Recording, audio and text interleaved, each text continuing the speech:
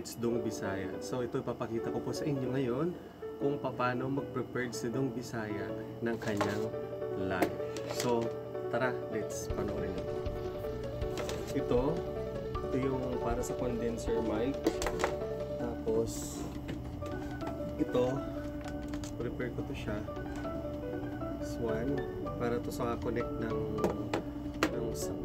sound effects. Sound effects! Tapos ito, para sa headset. Yan. Tapos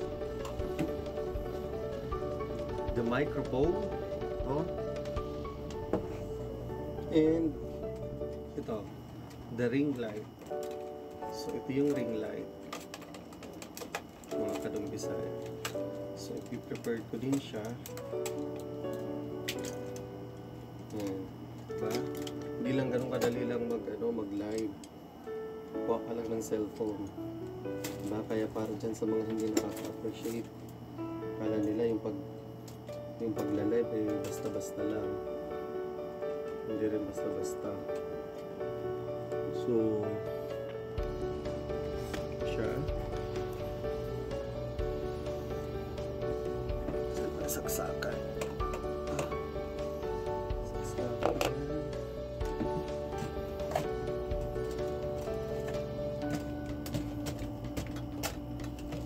Ayusin natin ito siya.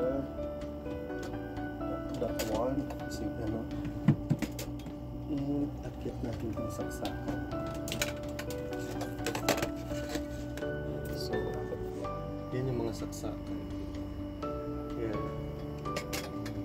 Paano ba ito mag-stand? Paano siya mag-stand alone? Diba mga Kadong Bisaya?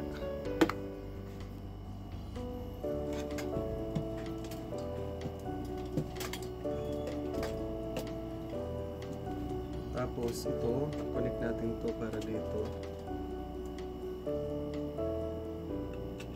Yan. Saksak natin. Yan. Yun. Open natin siya. Wow! Diba? So, ayan na siya. After, I think mag-headset lang. Yun. This one. Ito naman, para dito sa headset. Yan. Para sa headset. Tapos kukunin ko na yung para sa microphone. Muntik na mahulog. Yan. Para sa microphone. Yan. So connect natin siya dito. Yun.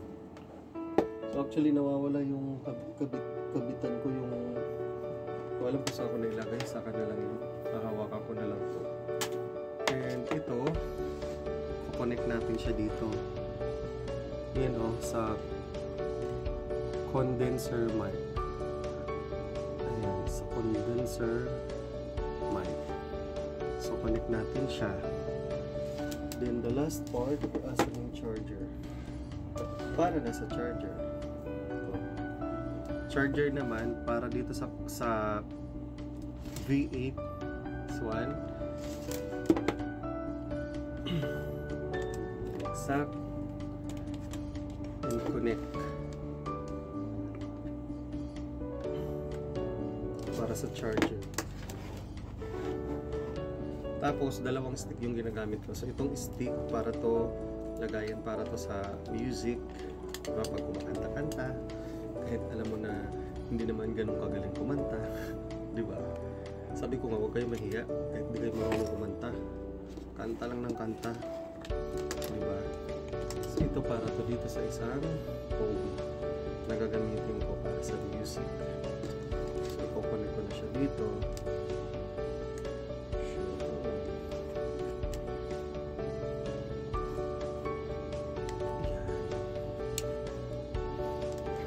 Ito para natubig siya sa cellphone na gagamitin ko para na sa live. So ayusin nga natin para magulog. Para magulog. Yan.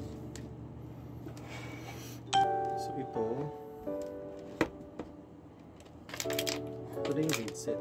Yung headset lang ako yung gumamit ko. Yun, tas ang damit, YouTube. Diba? Be proud. Be proud. Be proud of what you think. So ayan mga kadong Bisaya, finish na siya. Ayan. So finish na siya. So dito, nandito yung laugh, yung clap, yung kiss. Ito yung mga music na for example, nagsasalita ka o after nyan, ito pipindutin mo. Diba? Ito naman yung monitor. Kung magsasalita ka, mag-stop yung music or ito music lang and record, bass treble. Yan. Oo. Tapos ito yung maximum para sa lakas. Tama ba ako? Sa mic. And ito yung sa echo. Yan. Diba? So, from dito sa B8 and dito para sa live. Yan. Anto, remind me later. Yan. So, pupunta lang ako dito sa music na kailangan ko. Yan. For example, yan.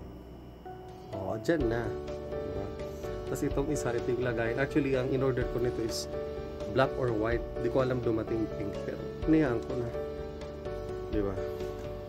Yan. Tapos, ito na yung sa mic. Yan. And, ready na ako para sa lahat. Diba mga kadong Bisaya? Kaya stay tuned po tayo mga kadong Bisaya. So sa lahat ng mga videos na ina-upload ko, please watch and please hit the notification bell to update all my videos dito sa aking YouTube channel. And thank you so much para dun sa mga lahat ng mga nag-subscribe at very soon meron tayong gagawing magandang mga videos. So may mga iniisip na akong content kung anong mga magagandang content na gagawin natin. And of course, syempre, yung may kapupulutang aral. So, syempre, napapanahon naman yung mga content ngayon. So, most likely, yun yung mga gagawin natin, mga kadong Bisaya. And, sana, supportahan nyo ako sa mga susunod ko pang gagawin videos. And, happy lang tayo. At sumunod sa lahat ng mga implementation ng government, no? Wala namang masama kung sumunod, diba?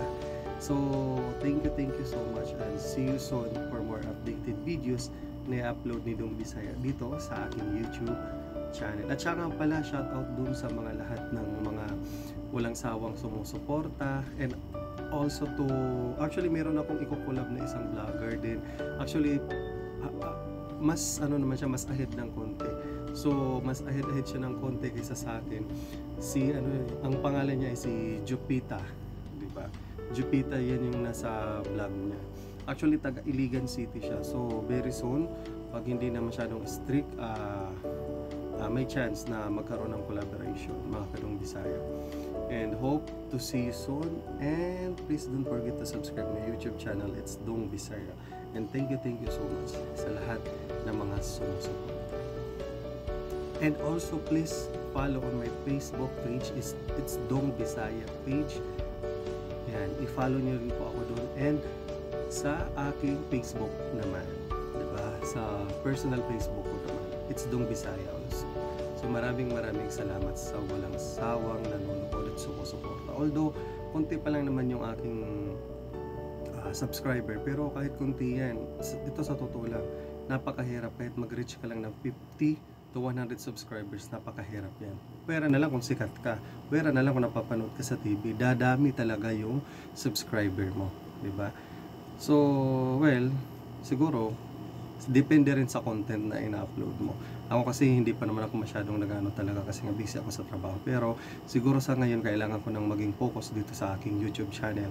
Since dito naman ako napapasaya at may buboost at may papakita pa akong mga ibang talent na hindi niyo pa nakikita sa akin. So, see you soon and thank you so much and God bless us all.